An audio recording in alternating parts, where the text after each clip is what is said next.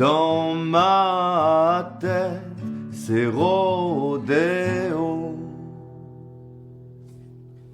Salut, je m'appelle Paul Damour et aujourd'hui je vous parle de la chanson Rodéo. Alors ce qui m'a inspiré pour écrire la chanson Rodéo, c'est très simple, c'est un truc très personnel. C'est une nuit d'insomnie, des petits problèmes de thunes. Et en fait, ça commençait à m'angoisser. Donc je me suis levé, je suis allé au bureau. J'ai parlé un peu du chaos mental que je vivais, avec cette image un peu simple d'un rodéo. Ça a été assez vite, j'ai écrit cette chanson en 1 heure. Voilà, je voulais mettre ces problèmes derrière moi, je voulais me barrer, laisser ces problèmes de côté et se barrer tout seul dans le désert.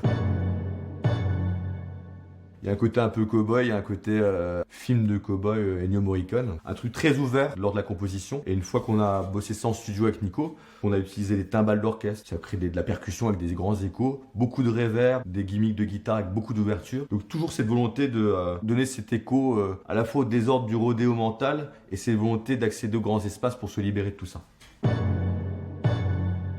C'était une sacrée aventure. Je parle à un copain, je lui dis bah tiens j'ai une idée de clip en tête, j'aimerais bien rencontrer quelqu'un pour en parler. Il dit appelle mon copain Gauthier Collin. Donc je fais des recherches, je me mets en relation avec lui, je dis bah tiens il y a mon pote Max qui m'a parlé de toi. Et il me dit bah moi je connais pas de Max. Et en fait je me suis planté, c'était Collin Gauthier. Maxime m'avait parlé de Gauthier Collin et moi j'ai appelé Collin Gauthier. Et je me suis dit bah en fait c'est quoi, appelle ce mec, ça va te bouger les lignes. Et j'ai bossé avec un réal de rap.